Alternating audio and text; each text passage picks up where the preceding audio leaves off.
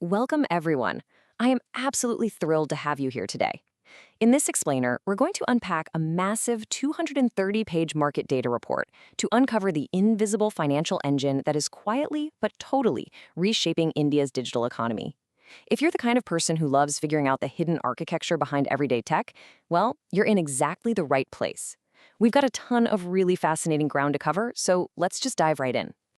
Think about your own daily digital habits for a second. Have you ever wondered how your go-to food delivery app suddenly offers you a microloan right at the checkout screen? Or how a ride-hailing app can instantly offer you trip insurance with just a single tap? We're so used to it now that we barely even register it happening. But that incredibly seamless experience, it's not magic. It's actually the result of a massive structural shift happening right beneath the surface of the apps you use every single day. So the concept driving this whole shift is called embedded finance. Basically, it's the integration of traditional financial services, we're talking credit, payments, investments, and insurance, directly into non-financial platforms. Instead of you driving down to a physical bank branch or even opening up a separate banking app on your phone, the bank effectively comes to you. It meets you right at the exact moment of your intent, right inside the e-commerce, mobility, or software app you're already using. Okay, here's our roadmap for today. We're going to cover Number 1, the invisible engine. 2, payments and credit. 3, insurance and wealth. 4, builders and enablers. 5, the regulatory reshape. And finally, 6, the road to 2030. Section 1, the invisible financial engine. The massive market running underneath your apps. The sheer scale here is honestly staggering.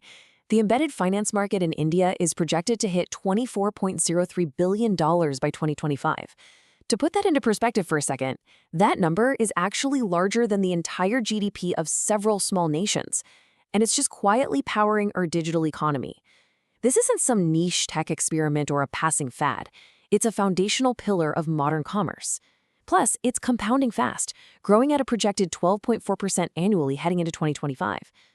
What we're really looking at is a vast ocean of microtransactions, instant risk assessments, and seamless money movement happening millions of times a day. Section 2, embedding payments and credit, beyond the checkout screen.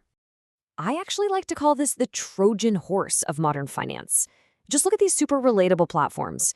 E-commerce giants like Flipkart and Amazon are embedding EMI options directly at the checkout stage. Mobility apps like Ola are offering instant ride now, pay later features. Quick commerce platforms like Swiggy and Zepto, they're integrating deeply customized rewards-based payment flows.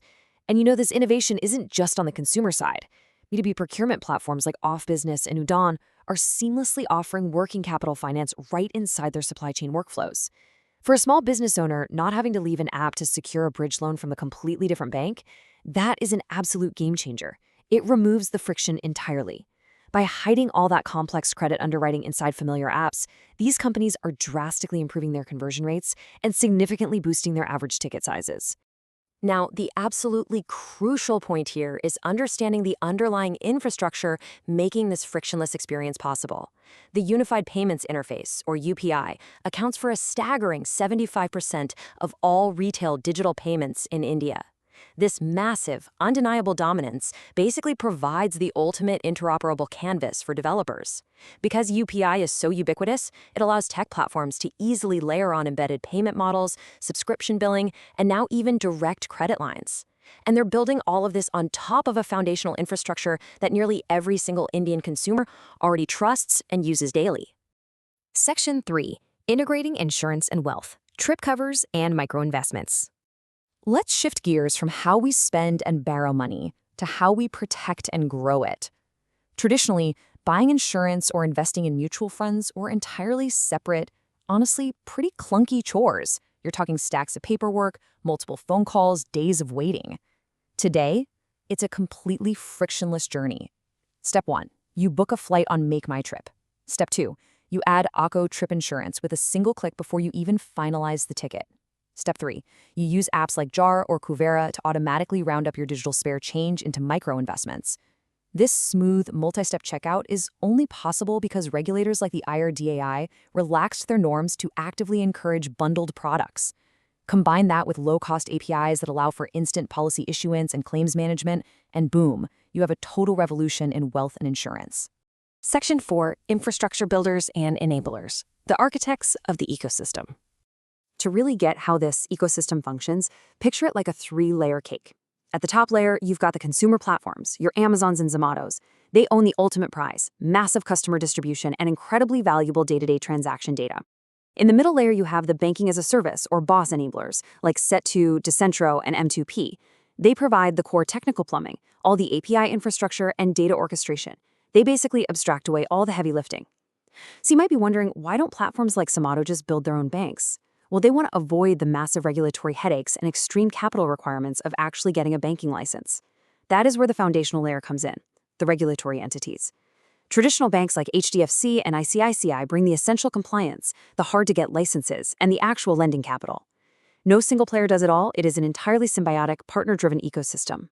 Section 5, the regulatory reshape, the new rules of the game. The Reserve Bank of India has massively impacted this market's trajectory. Before 2022, there was this wild surge in buy now, pay later models, and a lot of them were operating through unregulated prepaid instruments. Pure fintech players were moving incredibly fast, sometimes operating in, let's say, legal gray areas. But then, after 2022, the RBI stepped in with strict guidelines prohibiting unregulated entities from offering credit through these prepaid instruments.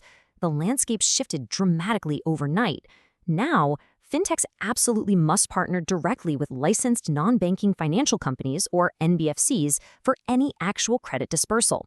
It forced a necessary transition from pure tech plays into highly compliant regulated partnerships. And why does this matter to us as consumers? Simple. It means your personal data and your hard-earned money are exponentially safer, protected by the robust guardrails of the established banking system. Tracing this regulatory evolution chronologically really clarifies where the market is heading.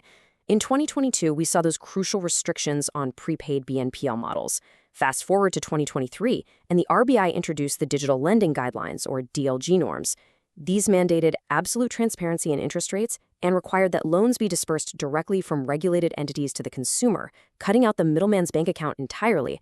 But here's the thing. This isn't just a story about restriction. It's a story about structured, safe innovation. Because by 2024, the RBI is actually piloting direct UPI credit lines. This specific move is a total game changer. It means pre-approved bank credit can flow instantly through the very same UPI QR codes we already use to buy our groceries. It perfectly delineates strict boundaries for consumer protection while simultaneously opening up massive new compliant channels. Section 6, the road to 2030. Every company is a fintech company. Looking at the long-term trajectory, we see this really fascinating story of maturation. We talked about the historical boom earlier, that blistering 17.8% compound annual growth rate leading up to where we are today. Now, as the ecosystem matures and those regulatory guardrails firmly solidify, the overall growth normalizes, but it remains incredibly strong and sustainable. We're looking at a projected 8.8% CAGR from 2026 onwards.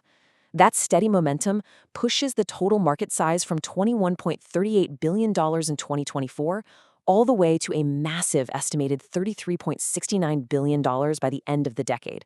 That is a staggering amount of sheer financial value being embedded directly into the non-financial digital interfaces we interact with every single day. Which brings us to the core thesis drawn directly from the report's analysis. Long-term sustainability will be determined by regulatory adaptability and infrastructure depth. Let's break that down. Growth is no longer just about building a slick, colorful app interface that consumers love to tap. The absolute winners in this space over the next 5 to 10 years are going to be the companies that can seamlessly integrate deep banking-as-a-service infrastructure, meaning having systems so robust they literally never crash during a massive flash sale, while nimbly adapting to the rapidly evolving compliance standards being set by the regulators. So I want to leave you with this final thought to chew on today. As API infrastructure deepens even further, and the partnerships between consumer platforms and traditional banks become tighter than ever, the lines are just blurring completely. Take a look at your phone screen later today and ask yourself, which non-financial app on your phone is going to become your next bank? Thank you so much for joining me on this explainer. Keep learning, keep analyzing, and I will see you in the next one.